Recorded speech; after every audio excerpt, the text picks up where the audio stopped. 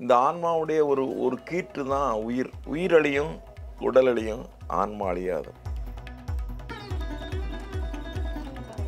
நீங்கள் எதை எடுத்து பார்த்தாலும் சரி, குருவுடைய அருள் இல்லாமல் எதுவுமே நடக்காது.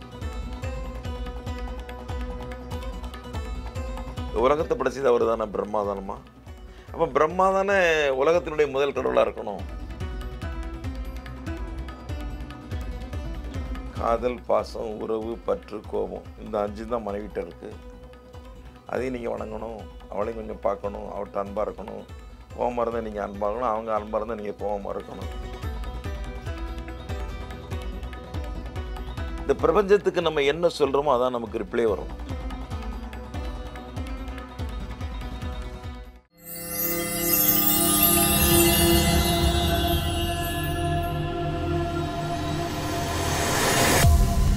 ஐத்தமிழ் நேயர்களுக்கு என்னுடைய அன்பு கலந்த வணக்கம். இன்றைய நாளில் இதை சந்தித்து பேசுவதிலும் பகிர்ந்து கொள்வதிலும் மிக்க மகிழ்ச்சி அடைகிறேன். விஸ்வகர்மான்னா என்ன சுவாமி?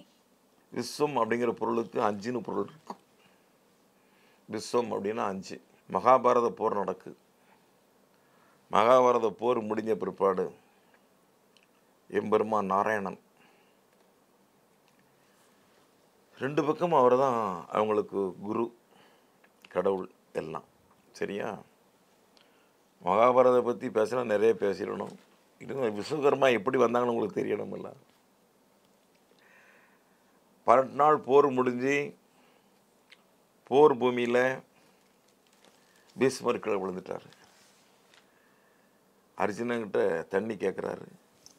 அம்பெடுத்தணுன்னா கங்கையும் வந்தன்லாம். அர்ஜுனன் நம்பு போட்டு கங்கை வருது.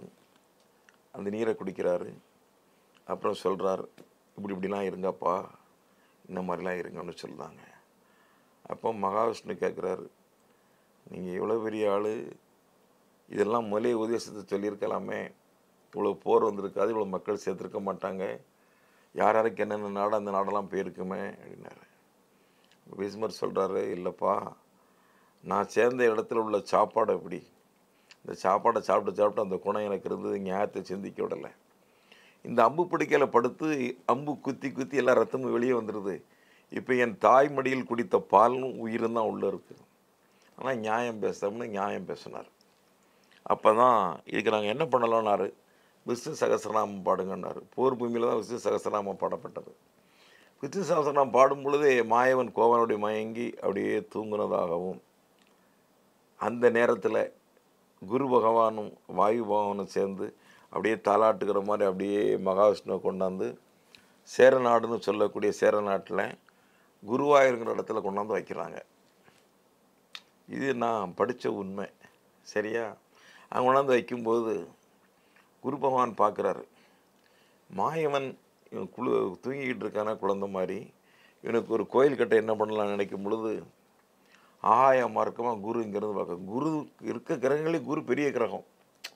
ஒரு வருஷத்துக்கு ஒருக்க தான் குரு பிரிச்சிடும். ஒரு ராசியில் ஒரு வருஷம் தான் குரு இருப்பார். அவர் இருக்கிற வீட்டை விட பார்க்குறவங்களுக்கு அருள்விக்கும். அது என்னென்னா உண்மையாக தான். குருமார்களும் பாருங்கள், ஏழையாக தான் இருப்பான், கொஞ்சம் கஷ்டப்பட்டுக்கிட்டு தான் இருப்பான். ஆனால் அவன்கிட்ட பாடம் படித்தவன், அவன்கிட்ட கல்வி படித்தவன், ஞானம் படித்தவன் பெரிய ஆளாயிருவான். குரு அப்படியே தான் இருப்பான். இன்றைக்கி நிறைய ஜோடர்கள் இருக்காங்க. நிறைய நல்லது கெட்டது போனது வந்தது அவன் மனசில் உள்ளதான் சொல்லியிருந்தானே. இயற்கைக்கு புறமாகவும் சொல்லியிருந்தாங்க. நம்ம சொன்னால் நம்மளை வேறு எதுவும் சொல்லி வச்சிடப்படாது. அது ஒரு பயமாக இருக்குது. இருந்தாலும் அந்த குரு கிரகங்கிறது பெரிய கிரகம். அந்த குரு கிரகம் அந்த குரு அதில் 5 குரு இருக்குது. பஞ்சகுரு இருக்குது, 8 வகையான குரு இருக்குது. அஷ்டகுரு, ஞானகுரு, கற்றகுரு, கல்வி குரு, காமகுரு, யோக குரு, எல்லாத்துக்கும் குரு தான் காரணம். அஷ்டகுரு 8 குரு இருக்காங்க. அதில் இந்த குரு என்ன பண்ணுறாரு, வானத்தை நோக்கி பார்த்து சிவனை கும்பிடுறாரு. சிவபெருமானே, இந்த மகாவிஷ்ணுக்கு ஒரு கோயில் கட்டணும், இதுக்கு எங்களுக்கு ஏதாவது ஒரு அனுக்கிரகம் பண்ணுங்கன்னு உடனே சிவபெருமானுக்கு 5 வகையான குணங்கள் இருக்குது. பிரம்மாவுக்கு 5 வகையான தலை இருந்துச்சு. 5 தலை ஒன்று கிளி தானே பிரம்மகத்தி தோஷம் வந்திருக்கு பெருமாளுக்கு. அந்த 5 வகையான தொழிலை செய்யக்கூடியது. தன்னுடைய உடம்புலிருந்து 5 விதமான அனுக்கிரகங்களை எடுத்து தச்சர், முதல்ல கொல்லர், இரும்பு, அவன் தான் உளி கண்டுபிடிச்சவன். கொல்லர், தச்சர், தட்டர், கண்ணா, சிற்பம், பஞ்சபூதங்கள் அஞ்சையும் வேண்டி பஞ்சகர்மா விஸ்வகர்மா படைச்சார். இதை மணிவாசகர் சொல்லும்போது சிவராணத்தில் சொல்றாரு, நிறங்கள் ஓர் 5 உடையான்னு சொன்னார். இன்னைக்கு விஸ்வகர்மாவுடைய இனத்தினுடைய கொடியை பார்த்தீங்கன்னா 5 கலர் இருக்கும். அதில் என்ன காரணம்னா, நிறங்கள் ஒரு 5 உடையான். அந்த 5 கலர்லேயும் 5 கிரகங்கள் இருக்கும். சூரியன் இருக்கும், சந்திரன் இருக்கும், ப்ளூ கலரில் பார்த்தீங்கன்னா கேது இருக்கும், ஞானகாரகன். ஒவ்வொரு சிலைகளையும் வடிக்கிறதுக்கும் ஒவ்வொரு விதமான கணக்கும் விஸ்வகர்மா கணக்கு தான் இருக்குது. விஸ்வகர்மா தான் இந்த இனத்தினுடைய முதல் மனிதர்கள்னு சொல்லுதாங்க. அது எந்த அளவுக்கு உண்மைன்னு எனக்கு தெரியல. ஆனால் இந்த பூமியில் படைக்கப்பட்ட ஒரு இனத்தில் முதல் இனமே விஸ்வகர்மான்னு தான் சொல்லப்படுது. ஆசாரிகள் 5 பேர் இருக்காங்க. கொல்லர், தட்டர், தச்சர், கண்ணா, சிற்பம். இந்த கொல்லருக்கு தான் முதல் மரியாதை கொடுப்பாங்க. ஏன்னா அவர் தான் ஆயுதம் கண்டுபிடிச்சு கொடுத்துருக்காரு.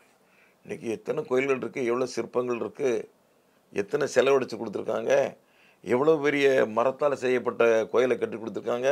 சிதம்பரத்தில் தங்காணி போட்டு முறுக்கியிருக்காங்களா. இப்போ அந்த கோயில் அப்படியே தானே இருக்குது. சோழர் காலத்தில் கட்டின கோயில்னு சொல்லுதாங்க, பல்லர் காலத்தில் கட்டின கோயில்னு சொல்லுதாங்க.